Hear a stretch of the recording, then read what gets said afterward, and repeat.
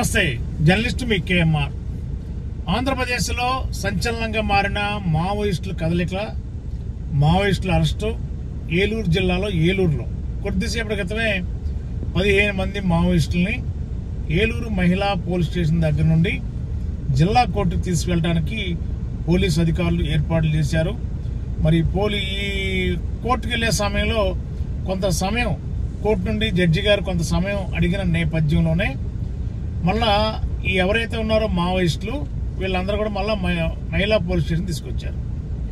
మరి ఈ యొక్క మావోయిస్టులు వీళ్ళ హిస్టరీ చూస్తే మరి 15 మంది కూడా దాదాపుగా 7 రోజులని ఒక సమాచారం వస్తుంది, 20 రోజులని ఒక సమాచారం వస్తుంది. వీళ్ళు ఎవరో చాలా బలమైన వీళ్ళకి సానుభూతి పరులు ఏలూరులో ఉన్నారా, ఎవరో ఉన్నారనేది ఒక సమాచారం. మరి ఈ మావోయిస్టులు ఎక్కడో ఛత్తీస్గఢ్ రాష్ట్రం, వీళ్ళకి భాష రాదు, మాట్లాడటం రాదు, తెలుగు రాదు. మరి వీళ్ళు ఎక్కడి నుంచో వచ్చి రోజుల తరబడి ఏలూరులో ఎక్కడో గ్రీన్ సిటీ ఏలూరులో ఉన్న వాళ్ళకి చాలా మంది కూడా తెలియదు. మరి అలాంటి గ్రీన్ సిటీలోకి వెళ్ళి కొత్త బిల్డింగ్ లో రెంట్కి తీసుకుని అక్కడే రెంట్కు ఉంటున్నారంటే మరి దీని వెనక ఎవరున్నారు? దీని వెనక ఎవరో స్థానికులు, తెలుగు వాళ్ళు, లేదంటే సమ్ ఇన్ఫార్మర్ వ్యవస్థ అయితే పూర్తిగా ఈ ఛత్తీస్గఢ్ మావోయిస్టుల టీంకి ఎవరో ఫాలో అయినట్టు కూడా ఒక సమాచారం. అంతేకాదు ఈ మావోయిస్టులకి ఎవరో తెలిసిన వ్యక్తి ఐటీడీఏలో ఒక ఎంప్లాయీ ఉన్నాడని, ఆ ఎంప్లాయీ ద్వారా ఇదంతా ఫాలోఅప్ చేసి గ్రీన్ సిటీలో రెంట్కి ఇప్పించారు బిల్డింగ్ అనే ఒక సమాచారం వస్తుంది.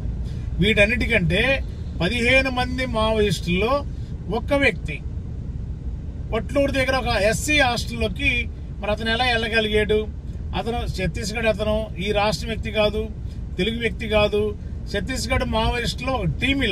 వీళ్ళంతా కూడా హిట్మాకి, దేవేరికి వీళ్ళంతా కూడా కమాండర్స్, అంటే వీళ్ళ సెక్యూరిటీ. వీళ్ళ దగ్గర చాలా పవర్ఫుల్ ఆయుధాలు ఉన్నాయి, అంటే సెక్యూరిటీ బేస్ ఉన్నారు. సెక్యూరిటీతో పాటు వీళ్ళ దగ్గర ఉన్న ఆయుధాలు కూడా ఒకవేళ కూంబింగ్ జరిగేటప్పుడు వాళ్ళ హెడ్స్ మీద ఏదైనా పోలీస్ కూంబింగ్ జరిగేటప్పుడు వాళ్ళ రక్షణ కోసం చాలా విలువైన, చాలా ప్రమాదకరమైన గన్లు, ఆయుధాలు వీళ్ళ దగ్గర ఉన్నాయి. మరి వీళ్ళు చూస్తానికి చిన్న వయసులే కానీ చాలా బలంగా టార్గెటెడ్ గా ఉన్నారని చెప్పి అనుకోవాలి. లేదు అనుకుంటే ఏదో టార్గెట్ అంటే ప్రతీకార చర్యలకి మావోయిస్టులు సహజంగా ఎక్కడైనా పాల్పడతారు. వాళ్ళకు సంబంధించిన హెడ్స్ మారేడుమిల్లి ఎన్కౌంటర్ లో చనిపోయారు కాబట్టి ఈ ఫాలోవర్స్ అందరూ, మావోయిస్టులు అందరూ కూడా ఖచ్చితంగా ఆంధ్రప్రదేశ్ పోలీస్ పైన, ఆంధ్రప్రదేశ్ ప్రభుత్వం పైన ఎక్కడో చోట వీళ్ళు టార్గెట్ ఉంటది, ప్రతీకారం తీర్చుకోవాలి. వాళ్ళ హెడ్ ని హతమార్చారు కాబట్టి ఎన్కౌంటర్ లో ఖచ్చితంగా మావోయిస్టులు ఆ దిశగా అడుగులు వేస్తున్నారా అని కూడా కొన్ని అనుమానాలు ఉన్నాయి. మరి ఈ 15 మందిలో ఒకే వ్యక్తి ఒక హాస్టల్లోకి వెళ్ళి ఉండడం అంటే, హాస్టల్ అతన్ని పోలీసులు హ్యాండ్ ఓవర్ చేసుకున్నారంటే ఆ వ్యక్తికి ఏం సంబంధం హాస్టల్? అసలు హాస్టల్ అక్కడ ఉన్న విషయం ఏం తెలుసు? అతను ఛత్తీస్గఢ్, అతనికి ఏరియా వ్యక్తి కాదు. అలాంటి వ్యక్తిని ఒక హాస్టల్లో పట్టుకున్నప్పుడు దీని వెనక పెద్ద కథ నడుస్తున్నట్టు కూడా తెలుస్తుంది. అంత ఈజీగా ఈ మావోయిస్టులు ఒక డైరీలో, అంటే హిట్మా డైరీలో ఏ జిల్లాలకి హిట్మా అనుచరగణం మావోయిస్టులు వెళ్లారు, ఆ వెళ్ళిన వాళ్ళు ఏ జిల్లాలో ఉన్నారో వాళ్ళకి ఒక కోడ్ భాష ఉంటుంది.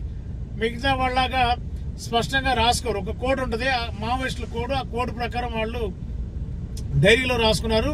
ఆ డైరీని అక్కడ ఉన్న కూంబింగ్ చేస్తున్న పోలీస్ ఉన్నతాధికారులు హ్యాండ్ ఓవర్ చేసుకుని జిల్లాల వారీగా ఏ జిల్లాల్లో, ఏ ప్రాంతాల్లో వీళ్ళు ఉన్నారని చెప్పి పోలీస్ ముందుగానే ఒక స్కెచ్ గీసుకుని, ఇంటెలిజెన్స్ డిపార్ట్మెంట్ చాలా పక్కా ప్రగడ్బందీగా ప్లాన్ చేసుకుని పక్కాగా వీళ్ళు ఎక్కడున్నారని తెలుసుకుని అప్పుడు మాత్రమే ఏలూరులో కానీ, విజయవాడలో కానీ, అమలాపురంలో కానీ, కాకినాడలో కానీ వీళ్ళందరూ కూడా చాకచక్యంగా పోలీసులు వెళ్ళి పట్టుకోగలిగారంటే ఏలూరు గ్రీన్ సిటీలో వీళ్ళ 15 మంది మావోయిస్టులు పట్టుకున్నప్పుడు కూడా వీళ్ళ దగ్గర చాలా బలమైన, ప్రమాదకరమైన ఆయుధాలు ఉన్నాయి.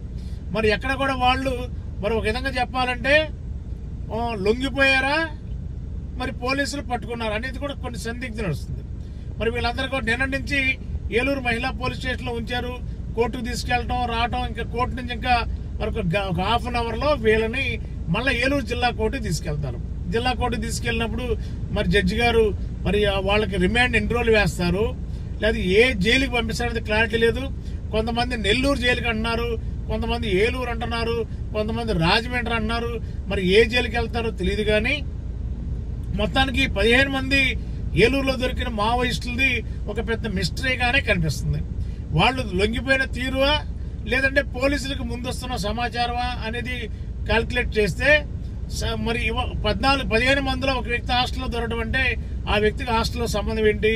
ఈ ప్రాంతంలో ఎవరో సంథింగ్ ఖచ్చితంగా ఈ మావోయిస్టుల టీంకి ఎవరో వెనక నుండి అజ్ఞాత వ్యక్తి ఎవరో వెనక నుంచి ఫాలో అయ్యారు.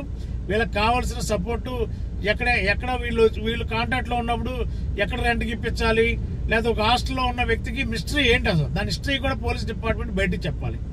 వ్యక్తి 15 మంది ఉంటే ఒక చోట ఉండాలి కదా. దీంట్లో ఒక వ్యక్తి వెళ్ళి హాస్టల్లో ఉండడం అంటే హాస్టల్కి ఏం సంబంధం, అతనికి ఎవరి ద్వారా హాస్టల్కి వెళ్ళాడు, ఎందుకు వెళ్ళాడు, ఇవన్నీ కూడా పోలీసుల దగ్గర ఉన్న ప్రశ్నలు. ఇవన్నీ మరి వీటన్నిటి కూడా సమాధానం చెప్పాల్సింది పోలీస్ డిపార్ట్మెంట్. మరి జిల్లా కోర్టులో ఇవాళ జడ్జి గారి దగ్గర తీసుకెళ్లిన తర్వాత వాళ్ళకి రిమాండ్ వేస్తే మరి ఈ రోజు నుండి వాళ్ళు ఏలూరు నుండి మరి ఏ జైలుకి తీసుకెళ్తారో తెలియదు. కానీ మరి వీటి వెనకాల ఇన్ని అనుమానాలు ఉన్నాయి, ఇన్ని ప్రశ్నలు వెంటాడుతున్నాయి. ఇన్ని ప్రశ్నలు వెంటాడుతున్నప్పుడు ఈ 15 మందిలో ఏ ఒక వ్యక్తి లాస్ట్లో ఉన్న తీరుపైనే ప్రశ్నలు ఉత్పన్నమవుతున్నాయి. దీనిపైన పోలీస్ యంత్రాంగం కూడా దీనికి ఆన్సర్ చేయాలి. ఎందుకంటే అతను ఎక్కడ వ్యక్తి, హాస్టల్కి ఎందుకు వెళ్ళాడు, అసలు ఏ కారణంతో వెళ్ళాడు, ఎన్ని రోజులైంది వీళ్ళు హాస్టల్కి వెళ్ళి, ఎన్ని రోజులైంది ఏలూరుకి వచ్చి గ్రీన్ సిటీకి, వీళ్ళ కదలికలు ఏంటి, ఇప్పుడు దాకా వీళ్ళ దగ్గర సమాచారం సేకరించిన వివరాలు ఏంటి, అవి కూడా సమగ్రంగా ప్రజలకి తెలియపరచాల్సిన అవసరం పోలీస్ డిపార్ట్మెంట్కి ఉంది. ఖచ్చితంగా దీని ఒక మిస్టరీ గానే కనబడుతుంది.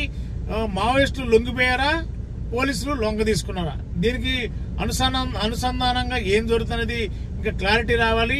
మార్నింగ్ విజయవాడలో ఇంటెలిజెన్స్ చీఫ్ మహేష్ చంద్ర లడ్డా గారు ప్రెస్ మీట్ లో కూడా చాలా సూక్ష్మంగా క్లుప్తంగా చెప్పారు. అరెస్ట్ చేసాము, ఇంకా ఎవరైనా మావోయిస్టులు ఉంటే మీడియా దగ్గర కూడా లొంగిపోవచ్చు అని కూడా ఒక సమాచారం చెప్పారు. ఇదే రోజు నిన్న 6 మావోయిస్టులు ఎన్కౌంటర్ లో చనిపోతే ఈ రోజు 7. ఆ 7లో ఇది హెడ్ మా తర్వాత ఇంకో హెడ్ ఉన్నాడు, అతను దేవాజీ అనే అతను కూడా ఈ రోజు 7 ఎన్కౌంటర్లు ఇతను కూడా చనిపోయాడని ఒక సమాచారం బయటకు వస్తుంది. పోలీసులు ధృవీకరించట్లేదు, కానీ హెడ్ దేవాజీ కూడా మావోయిస్టులు ఈ ఎదురుకాల్పులో చనిపోయాడు అనేది తెలుస్తుంది. ఆ 7లో చాలా కీలకమైన వ్యక్తులు ఉన్నారంటున్నారు. మన 7 తాలూకా ఇప్పుడు ఏలూరులో దొరికిన 15 మంది, విజయవాడ దొరికిన 9 మంది, మిగిలిన చోట్ల దొరికిన వాళ్ళందరూ కూడా సంబంధాలు ఉన్నాయా, లేకపోతే వీళ్ళకి వాళ్ళకి ఎలాంటి లింకులు ఉన్నాయి, ఇంకా డీటెయిల్డ్ గా సమాచారం పోలీస్ డిపార్ట్మెంట్ బయటకు చెప్పాల్సిన అవసరం ఉంది. మరి వీటి అనుమానాలు నివృత్తి చేయాలి. మరి స్టూడెంట్ ఒక వ్యక్తి వెళ్ళి ఒక హాస్టల్లో ఉండడం అన్న తీరుపైనే అనుమానాలు రేకెత్తిస్తున్నాయి. దీనిపైన పోలీస్ యంత్రాంగం, జిల్లా పోలీస్ అధికారి కూడా దీని మీద ఖచ్చితంగా క్లారిటీ ఇస్తేనే బాగుంటది. అసలు మావోయిస్టుల కదలికలు ఎందుకు వచ్చారు ఏలూరుకి? కొన్ని సంవత్సరాలుగా లేని ఈ కదలికలు ఒక్కసారి ఏలూరు వచ్చారంటే సంథింగ్ ఏది, వీళ్ళకి ఎవరో ఫాలోవర్స్ ఉన్నారు, ఎవరో ఉండి వీళ్ళకి గైడ్ చేస్తున్నారు, వీళ్ళకి స్థానికంగా షెల్టర్లు ఇస్తున్నారంటే ఖచ్చితంగా ఎవరో ఒక అగాంతక వ్యక్తులు పరిసర ప్రాంతాల్లో ఉన్న ఎక్కడో మొత్తానికి ఈ గోదావరి జిల్లాలని ఈ మావోయిస్టుల మధ్య అండర్స్టాండింగ్ నడుస్తుంది. దీనిపైన పోలీసులు ఇంకా క్లారిటీగా చెప్పవలసిన అవసరం ఉంది. మరి ఇప్పుడైతే కోర్టుకు తీసుకెళ్లారు, ఇంకా రిమాండ్, ఇంకా జడ్జి గారు ఇంకా రిమాండ్ రిపోర్ట్ రాలేదు. ఇంకా రిమాండ్ రిపోర్ట్ వచ్చిన తర్వాత వీళ్ళు ఏ జైలుకి తీసుకెళ్తారు, ఎక్కడ తీసుకెళ్తారని కూడా ఇంకా క్లారిటీగానే ఎంటీవీలో మీకు ప్రత్యేకమైన వీడియో రిలీజ్ చేస్తాం. Thank you. చలో చలో చలో చలో చలో చలో చలో చలో చలో చలో జీవి మాల్లో చలో చలో కిలో ఆషాఢం కేజీ సేల్. అందం కేజీల్లో, సౌందర్యం టన్నుల్లో, అంతకు మించిన ఆఫర్స్ తో GV mall. Shop and celebrate. Vijay Vihar centre, RR Peta, Eluru.